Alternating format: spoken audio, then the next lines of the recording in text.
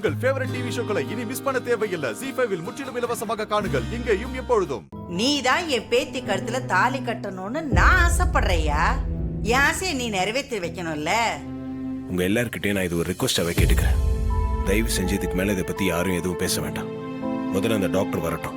அவங்க வந்து எல்லா உண்மையை ரேவதி கிட்ட சொல்லட்டும். இப்ப நமக்கு அது மட்டும் தான் முக்கியம். மாமா, இத பத்தி கார்த்தி இருக்கிறப்ப நம்ம பேசிக்க வேண்டாம். அவ இல்லாதப்ப நம்ம தனியா பேசிப்போம்.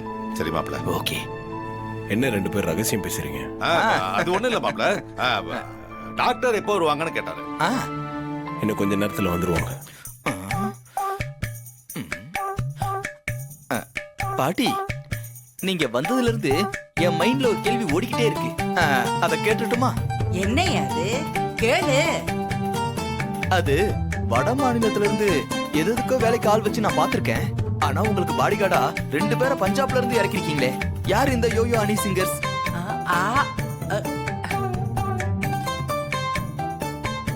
நம்ம பேச்சு சுவாரஸ்யத்துல இவங்க யாருன்னு உங்களுக்கு அறிமுகப்படுத்தாம விட்டுட்டேன். மன்னிச்சிருங்கப்பா. இவங்க 2 பேரும் யாரும் இல்ல, என் பேரனுங்க தான்.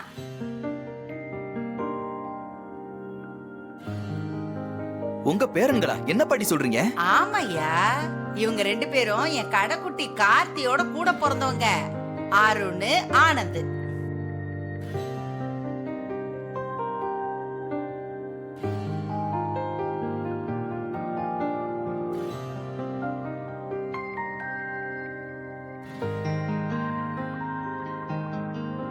நம்மளுடைய ஒரே இலக்கு பாட்டி சொன்ன மாதிரி அந்த காலர் பட்டக்காரனை தட்டுறோம், தூக்குறோம், கார்த்திய ரேவதி கழுத்துல தாலி கட்ட வைக்கிறோம்.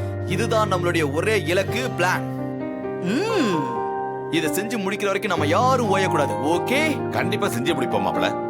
நாளை பொழுது நல்லபடியா எப்படியும் பாருங்க. ஆமா, என் அப்ப முருகன் அருளால கார்த்திக்கும் ரேவதிக்கும் கல்யாணம் நல்லபடியா நடக்கும். நான் அட்சதை போட்டு ஆசீர்வாதம் பண்ண போறேன். சரி வாங்க போலாம். பொண்டாட்டி பார்த்தா அதுக்கு வேற நம்ம எல்லாரும் கத்துவா. வாங்க வாங்க வாங்க. சொல்லு சந்திரா, மண்டபத்துல என்ன நடக்குது?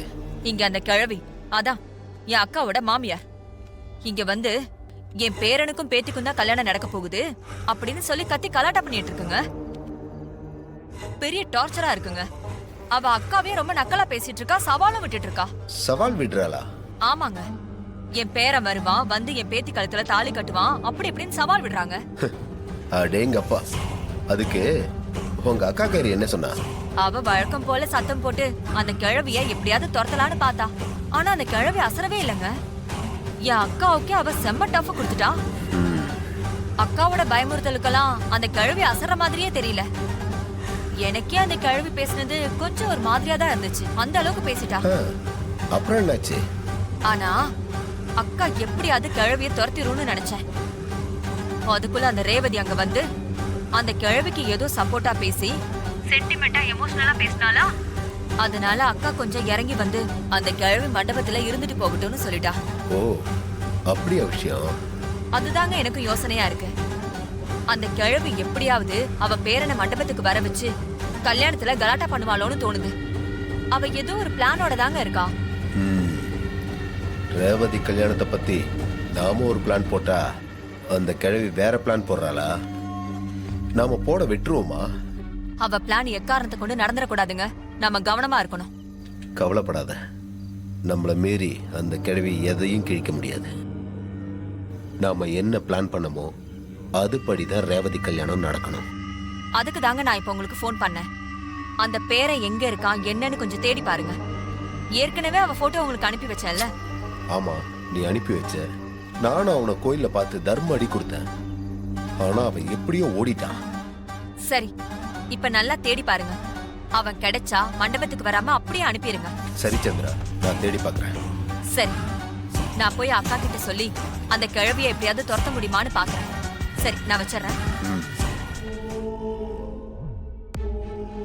நீதான் ராஜா என் வீட்டு மாப்பிள்ள. இந்த கிழவியோட பேரன் ஜென்மத்துக்கும் என் வீட்டு மாப்பிள்ளை ஆக முடியாது.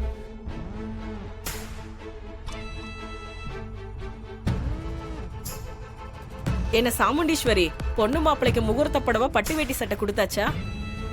இன்னும் இல்ல. கொடுத்துட வேண்டியது தானே, இன்னும் ஏன் கொடுக்காம இருக்கீங்க? ரோஹிணி, நீ போய் ரேவதியை கூட்டிட்டு வா. ம் சரிம்மா. போங்க, இந்த ரூம் தான். இங்கயா? உள்ளதான் இருக்காங்க. உள்ளதான் இருப்பாங்க. உள்ள போய் பாரு. Sir, hey, hello, hey, hello, கதவு தரங்க. சார், எதுக்கு சாத்துறீங்க? சார், கதவு தரங்க. ஹலோ, ஹலோ சார், ஏன் சாத்துறீங்க? கதவு தரங்க, கதவு தரங்கன்னு சொல்றேன்ல. கதவு தரங்க. சார், ஏன் பூட்டிங்க? கதவு தரங்க. மகேஷ், மகேஷ், ஒருவேளை ரெஸ்ட் ரூம் போயிருப்பானோ?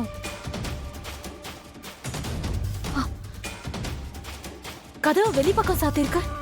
எங்க போயிருப்பா? ஐயோ,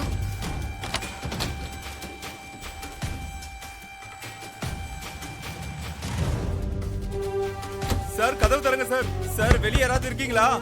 சார், கதவு தரங்க sir. Sir, please help me.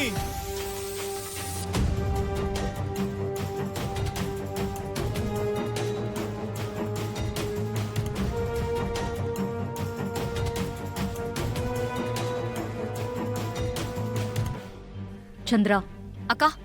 என்ன போன மாயாவை காணும், என்னன்னு போய் பாரு. சரிக்கா.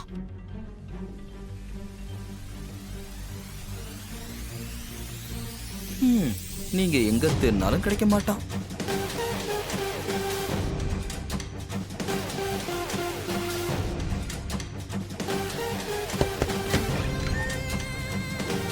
ஐயோ மாயா, மகேஷ் எங்க? அவன் ரூம்ல இல்ல. அவனதான் தேடிட்டு இருக்க. என்னது காணுமா? எங்க போயிருப்பாரு? அதான் எனக்கும் ஒண்ணும் புரியல. ரூமை விட்டு போகாதன்னு சொல்லியும் எங்க போய் தொலைஞ்சான்னு தெரியலையே. சரி, வெளியில போய் பாப்போம்.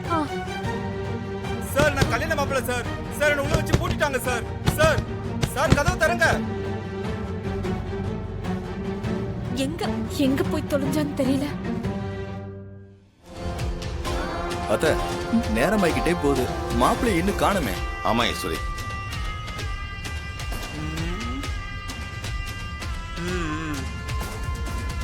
மாப்பிளைய காணுமா?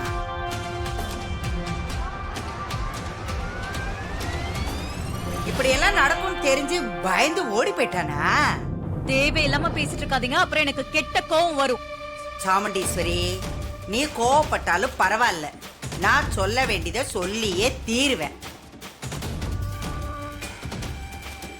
நீ எங்கேயோ தேடி பிடிச்சி ஒரு மாப்பிளைய பார்த்த. அவன் என்னடானா காணாம போயிட்டான். அவன் வருவானா இல்ல வரமாட்டானா, எங்க போனான்னு எந்த தகவலும் தெரியல. இப்போ ஒண்ணு கெட்டு போகல. நான் ஒரு போன் போட்டா போதும், என் பேரன் அடுத்த நிமிஷமே இங்க வந்து நிப்பான். அவன் கையில இந்த பட்டு வேஷ்டி சட்டையும் கொடுத்து அவனை பேசாம மாப்பிள்ளை ஆக்கிடு. Shut up. ஜீ5 ஆப்பை டவுன்லோட் செய்து அனைத்து எபிசோடுகளையும் இலவசமாக பாருங்க.